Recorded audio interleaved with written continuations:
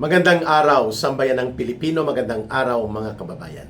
Kasama niyo po ngayon si Ka Eric sa isa na namang episode ng ating Balita at Talakayan. Mga kababayan, pag-usapan po natin itong panibagong atake na inilulunsad po ng grupo ni Ginoong Marcos Jr. laban sa mga tumatayo at naninindigan upang hindi maging sunod-sunuran ang institusyon ng Senado at hindi nagpapakontrol o nagpapailalim ng mga senador sa ilalim ng kumpas at kontrol nila Marcos Jr. I'm talking about itong panibagong inilunsad at nagpa-press con pa at naggumawa pa ng media gimmick itong si Director Matibag ng NBI. Ang tinutukoy po natin itong timing at ang layunin nitong hakbang ni Matibag at ng NBI na kunwari mag-iimbestiga sa anomalya o mga issue ng posibilidad ng korupsyon sa proyekto sa Clark Economic Zone Area tungkol ito sa pag-host ng ating bansa sa Southeast Asian Games noong 2019 kung saan ang chairperson po ng organizing committee at namamahala ng naturang event sa ating bansa ay ang dating Department of Foreign Affairs Secretary Alan Peter Cayetano, na ngayon ay isa sa mga senador na kritiko at tinik sa lalamunan ni Marcos Jr. at ng kanyang bulok at kurakot na gobyerno. Alam na po natin ang objective nito at ang diskarte na ito. Naisipalabas ni Matibag na mayroong mga anomalya sa panahon ni Pangulong Rodrigo Duterte na naitago at naibaon dahil mga kaalyado di umano ni former President Duterte ang nasasangkot, kagaya ni dating DFA Secretary at ngayon ay senador na si Senator Alan Peter Cayetano. Well, sinagot na rin po ito ni Senator Alan Peter Cayetano at binanggit niya ang tatlong bagay. Una, ito ay harassment at malinaw na mga pagbabanta at paninikil at mga taktika na namimilitpit at nanunupil laban sa demokratikong boses ng oposisyon sa ating bansa. Ganito pong taktika na ginawa nila Marcos sa utos niya papunta kina Rimulya sa pagpapakulong kina Senator Marcoleta, kina Senator Jinggoy Estrada at pati po kay former Congressman Mike Defensor. Mukhang doon papunta po itong diskarte na kunwari investigasyon at isasangkot at ipipilit na i-frame up si Senator Alan Peter Cayetano. Malinaw po ang taktika na ito ay napakarumi. In the middle of the impeachment trial ng Vice President, iniisa-isa po at inihahabol ni Marcos gamit ang kanyang mga abusadong tauhan kagaya ni Boyeng Rimulya na ginagamit ang Office of the Ombudsman, kagaya po ni Matibag na ginagamit ang NBI bilang political persecution tool o instrumento sa panunupil at pakikipagkontsabahan upang magsagawa ng demolition job laban sa Duterte political camp at mga kaalyado nito, sapagkat they cannot tolerate and they cannot stand on the existence of democratic political opposition na nire-represent po ng grupo nila Senator Alan Peter Cayetano. Kaya nga kanina, ngayong araw na to, Miyerkules, si former Congressman Mike Defensor at dalawa pang mga negosyante na kaibigan nila ni Senator Marcoleta ay nagkaroon po ng arraignment at nag-enter ng plea of not guilty sa Sandigan Bayan. At doon nga nakita ko sa isang video clip na kumakalat sa social media, nakapagupit na si Mike Defensor, no? At sumisigaw siya na nakataas ang kamao in defiance sa kanyang kalagayan. Hindi po siya nagmamakaawa, bagkos malakas pa rin po ang kanyang loob na nauna pang nakulong sila na lumalaban sa mga kurakot at nagsisiwalat ng korupsyon sa kasalukuyang administrasyon at gobyerno, samantala ang mga kagaya nila Saldico, ang kagaya nila Martin Romualdez, ang kagaya nila Amina Pangandaman na ngayon ay na-appoint pa ni Marcos bilang presidente sa bangko ng Aman Islamic Bank No, parang equivalent ito ng Philippine National Bank na pagmamay-ari ng gobyerno. Isa ito sa mga government-owned and controlled corporations, mga kababayan. So, defiant and fighting ang stance, no, ni Congressman Mike Defensor. Mukhang ito po ang mino ni Marcos na gamitin na naman ng NBI, magsagawa di umano ng hukos-pokos at tinarantadong investigasyon, then magre-recommend ng kaso sa either sa Department of Justice o kaya sa Ombudsman. No, pwedeng sa Ombudsman ididirekta at ganon din plunder na naman ang gagamitin nila dito. May mga na-discovery daw itong si Matibag at ang kanyang grupo na kunwari ay may mga rig bidding o walang bidding na nangyari sa procurement ng services and projects involving some infrastructure related to the holding of the activity of Southeast Asian Games. No? Napaka-rumi, napaka-masama at napaka-balasubas po ng taktika na ito. So kung ilulusot at ipipilit nila ito, kaya naman po kasi, no? Kasi napaka-loyal ni Matibag at ni Remulla na maging tarantado ang performance at ginagawa ng kanilang office. Di bali ng tarantado at bulastog ang kanilang ginagawa. Basta masunod lang ang kapritsyo nila Marcos na sikilin at supilin by way of weaponizing the law and using non-bailable complaints of criminal charges na gawa-gawa nila, iniimbento nila, the way they did it against Senator Jinggoy Estrada, Senator Marcoleta, and now target nila si Senator Alan Peter Cayetano. Mantakin ninyo, they can do this in 30 days, pwede. Or less than that, no? Halimbawa, mag-produce sila ng witnesses na alam natin inareglo, kung baga kinamada na nila, kung sa baraha pa, and then case build up isang linggo, and then 1 week, isasampa nila ang kaso sa ombudsman, and then on the 3rd week, iakyat na sa Sandigan Bayan ng Ombudsman. Bingo, kulong na naman si Senator Alan Peter Cayetano. At nakikita nila wala pong gaano na napakalakas at napakalawak na protest condemnation o mga pagkilos ng mamamayang Pilipino. Hanggang social media lang ang mga pagreklamo at hindi po nangyayari ang tinatawag na people power. Kaya malakas ang loob nila Marcos at ng mga hambog at abusado na mga alipores niya, kagaya nila Boying Remulla, ang kapatid nito na si John Vic Remulla, at pati po itong si Director Matibag ng NBI. Because they believe na takot, nag-aalangan o walang pakialam ang maraming mga mamamayang Pilipino na maglulunsad ng people power na mga pagprotesta. Samantalang hindi ako nawawala ng pag-asa. May hangganan po ito lahat. Everything happens for a reason.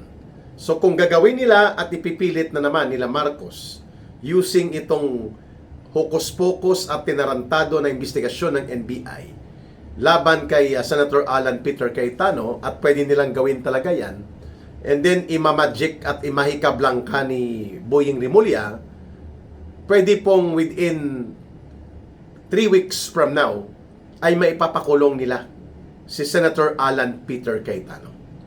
Everything is possible for an evil government to do evil things.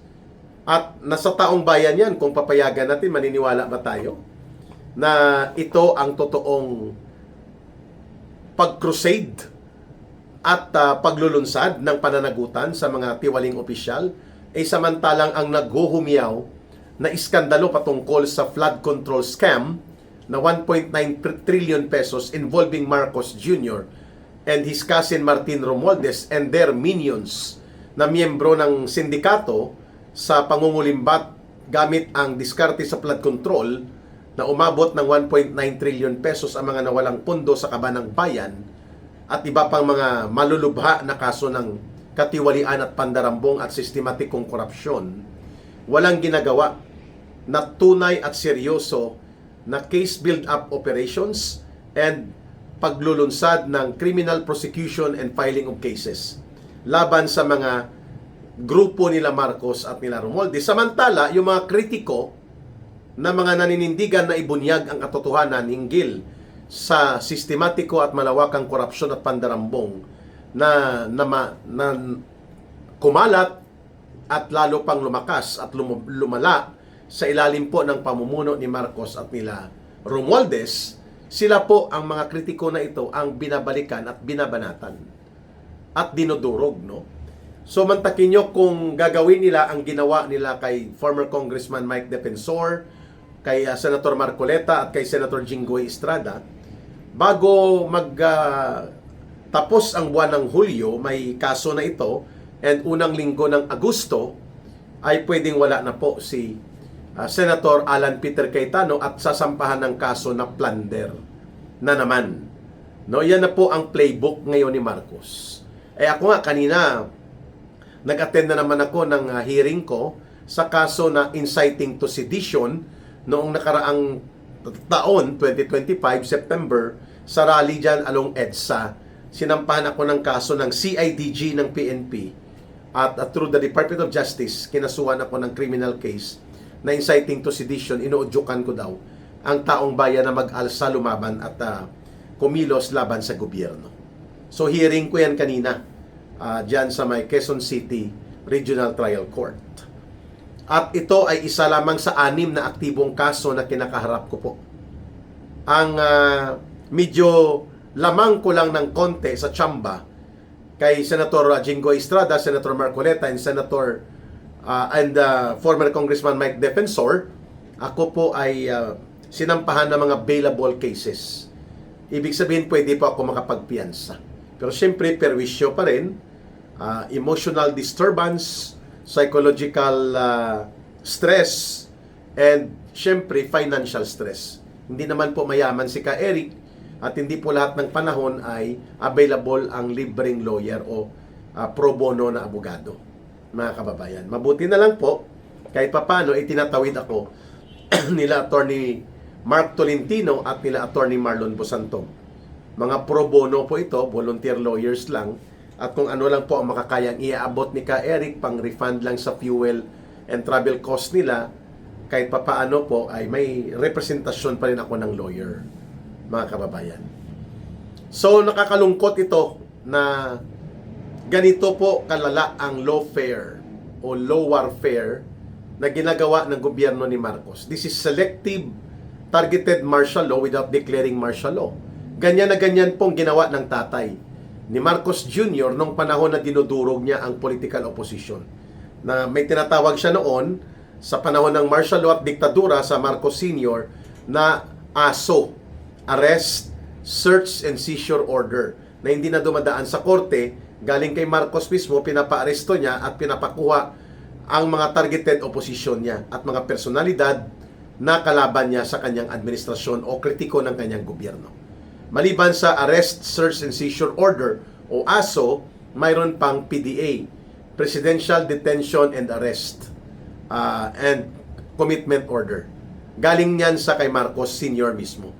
This is now the way Bongbong Marcos Jr. is trying to manipulate and circumvent the law using the ombudsman, at pati po ang Sandigan Bayan ay nagiging kasabwat na rin halos ito sa mga gawain ng pagdemolish, paglumpo at pagparalisa ni Marcos sa mga democratic opposition personalities and leaders, na ngayon ang target naman nila ay si Senator Alan Peter Cayetano.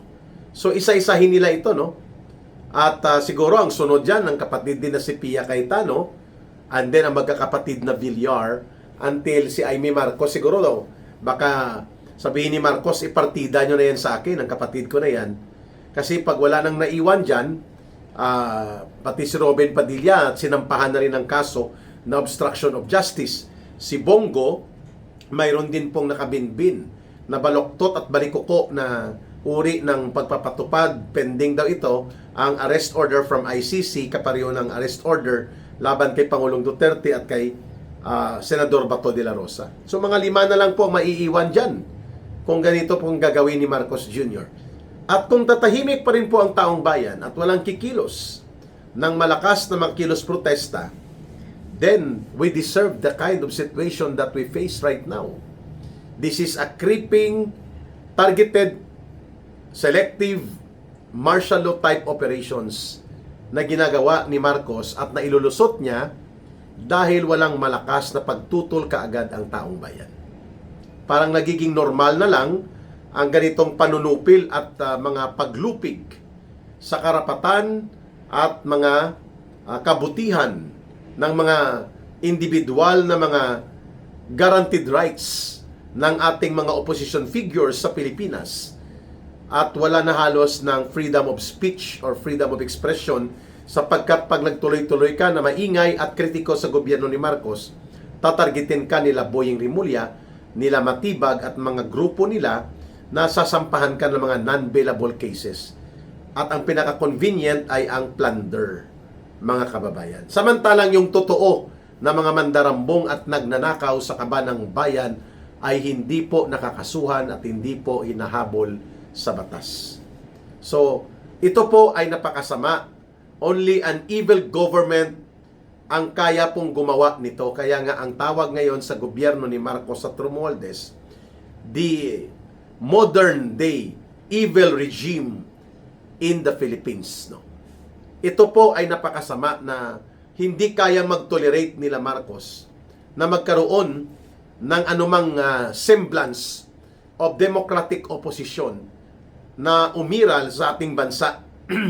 Ang gusto niya, sunod-sunuran lahat at hindi babangga, hindi magiging kritiko at maglulunsad na mga pagtutol sa kanilang issue na ginagawa nila sa abuso sa kapangyarihan, sa sistematikong pagpapatupad ng korupsyon at pandarambong, among other abuses of power and corruption crimes that the Marcos government is imposing sa kalagayan ngayon ng ating bansa.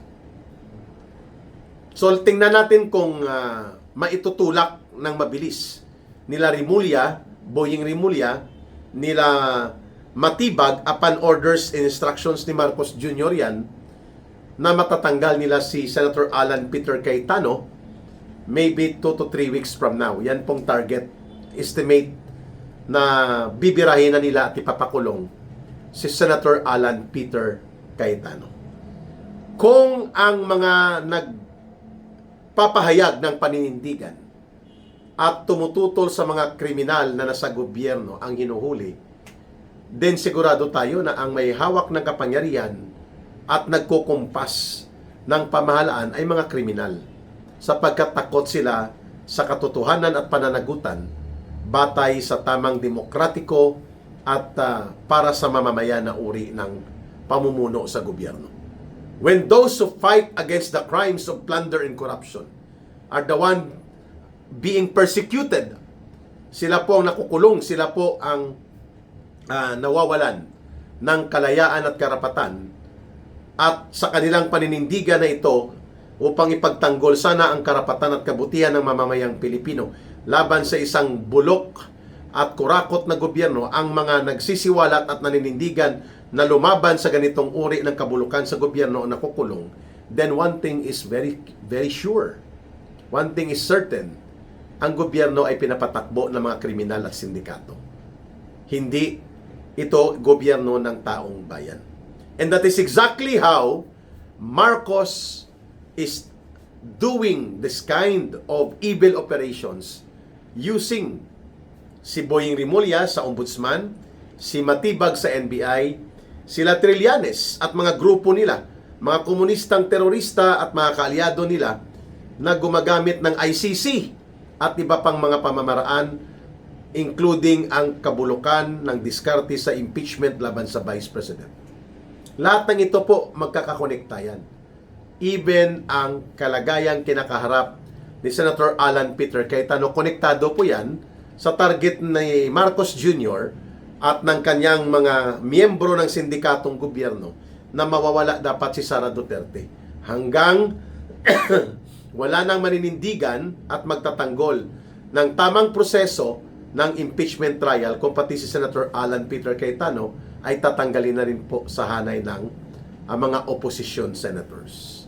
Abangan po natin kung saan hantong ang ganitong pangil ng abuso na naman na inilunsad nila Marcos sa utos niya sa NBI na gagawin ang ganitong uri ng kunwa-kunwaring investigasyon, pero ang layunin, magsampa na naman ng gawa-gawang kaso na non-bailable, most likely plunder against Senator Alan Peter Cayetano. The price of freedom is vigilance. Kung nais nating manatiling malaya at demokratiko ang lipunang Pilipino, lahat po ng ganitong dapat na mga kalagayang nagaganap ay tayo po ay naninindigan at tumututol dito. At kailangan po natin ito gawin na wag kumalat ang lason ng kawalang pakialam at kapabayaan ng mga Pilipino ng mamamayan sa lantaran at garapalan na uri ng pag-abuso sa poder at kapangyarihan. Huwag sana tayong masanay na ganun po ang ating reaksyon bilang taong bayan. Maraming salamat sa panunood, pakikinig at pagsubaybay sa ating video analysis, balita at talakayan, sharing ng ating mga pahayag at pananaw dito po sa ating Ka Eric Celis YouTube channel. We deeply appreciate. Muli, huwag nating kalimutan na mahalin po natin ang bansang Pilipinas. Walang ibang magmamahal nito, kundi tayo ring mga Pilipino. Para sa Diyos at sa Pilipinas nating mahal, may God bless everyone, and to those who are Muslim brothers and sisters, may Allah be with you. Maraming salamat muli, mga kababayan. Bye for now. Ito po si Ka Eric. Mabuhay!